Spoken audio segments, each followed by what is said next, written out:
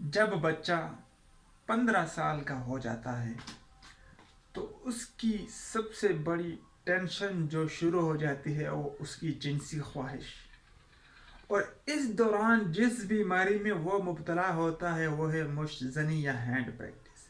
اب اس سے وہ کیسے جان چھڑائے؟ پہلی بات تو یہ ہے کہ وہ مشت زنی سے آگاہ کیسے ہوتا ہے، اس کو کیسے پتا ہوتا ہے کہ یہ پریکٹس کرنے سے انسان کو جنسی تسکین مل جاتی ہے؟ یہ ہوتا ہے برے دوستوں کی صحبت سے۔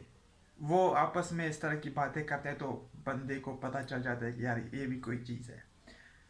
تو آپ نے بیڈ کمپنی سے اپنے بچے کو یا اپنے بھائی دوست وغیرہ کو بالکل بچانا ہے، کیونکہ یہ چیز جب اس کو اس عمر میں پتہ لگ جاتی ہے تو اس کی ایسے امتحان شروع ہو جاتے ہیں کہ جیسے جان چھوڑانا پھر بہت ہی مشکل ہوتا ہے۔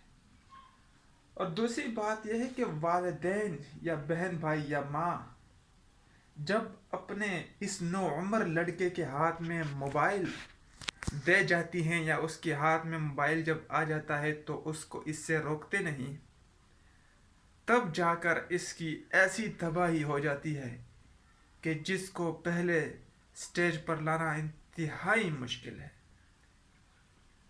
اور میں تو اکثر دوست احباب اور عوام الناس سے کہتا ہوں کہ آپ کے پاس اگر ٹچ موبائل ہے تو بہت ہی مشکل ہے کہ آپ زنا سے بچیں، چاہے وہ ہینڈ پریکٹس ہو یا آئے کے لحاظ سے آپ زنا کرتے ہوں، یعنی فحش مواد دیکھنا، پورنوگرافی دیکھنا وغیرہ۔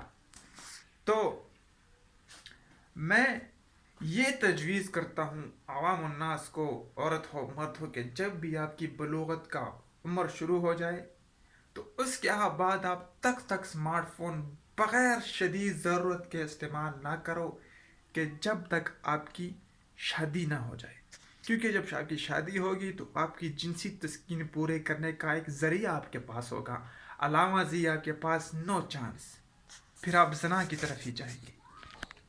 اور یہ ہینڈ پریکٹس اتنی شدید ٹینشن والی چیز ہے کہ جب ہم اپنے اسکول کے زمانے میں تھے میٹرک سیشن میں، تو ایسے ہمارے پاس کیسز آتے تھے، ایسے ہم نے لڑکے کو دیکھا ہے کہ وہ کہتا ہے یار میں ٹینشن میں ہوں۔ ہم پوچھتے تھے بھائی آپ کو کیا ٹینشن ہے؟ وہ آگے سے کہتے تھے کہ ہماری اس سے جان نہیں چھوٹ رہی۔ اور جب ہم کو پتہ لگتا تھا کہ ان کے پاس موبائل ہے تو ہمیں خرابی سامنے ہی معلوم ہو جاتی تھی۔ بھائی اگر آپ نے مشت زنی سے بچنا ہے، اپنے بیٹے کو ہرگز اس موبائل جیسی نحوست کے اندر نہ جانے دیں، بلکہ اپنا موبائل کبھی کبھار اس کو ضرورت کے وقت دے دیا کریں، وگرنہ بہت بڑی خرابی سے آپ کا اور آپ کی اولاد کا سامنا ہو سکتا ہے۔ اللہ ہم سب کو اس فتنے سے بچائے اور حلال اختیار کرنے کی توفیق عطا فرمائے۔ آپ کا بھائی شبیر۔